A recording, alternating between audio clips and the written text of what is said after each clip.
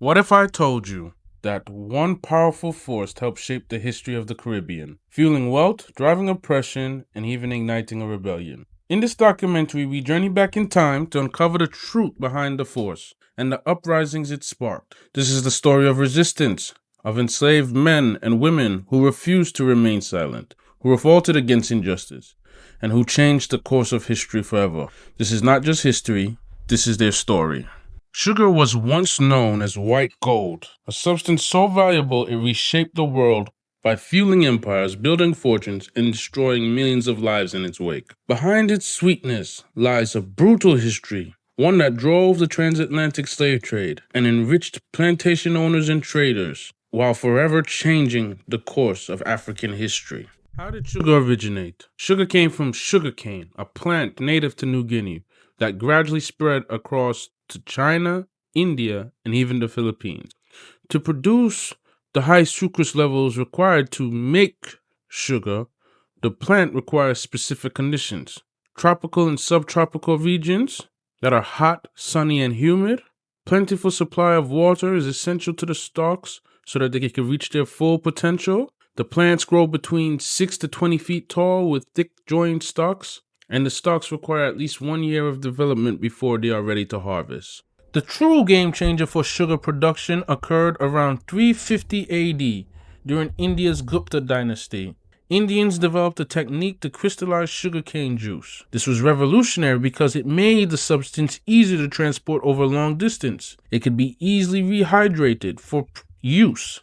It transformed sugar from an ordinary plant to a luxury spice, traded alongside with the likes of pepper and cinnamon. It didn't stay in India for long. Chinese Buddhist monks traveling through India learned the techniques for cultivation and crystallization. They brought the knowledge back to mainland China under the Tang dynasty and launched a large-scale production. By the 7th century, sugar crystals were common staples of trade in both India and in China, eventually moving west by the Silk Road. When European crusaders first encountered sugar, they were baffled by it. They named it sweet salt due to its flavor. They brought the crop back to their homelands, but found it difficult to grow due to the unsuitable climate that the European countries present. In the early 12th century, the Republic of Venice found a workaround.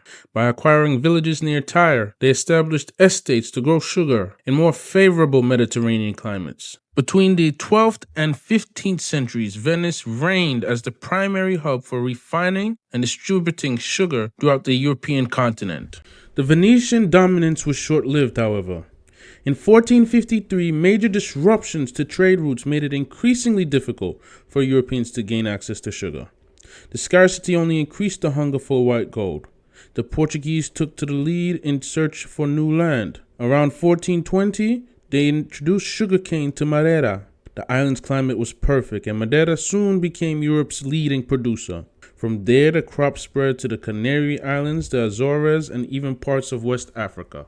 Sugar cane became the ultimate driver of the colonial economy. The demand for sugar and spices grew beyond simple consumption. It became a matter of national economic interest. This craving provided the impetus for the age of discovery, including the voyages of Christopher Columbus. In 1493, during the second voyage, Columbus planted the first sugarcane in the Caribbean, on the islands that would eventually include Jamaica. This act set the stage for a new, dark era of history where the sweetness of the product would be forever stained by the system of enslaved labor required to produce it.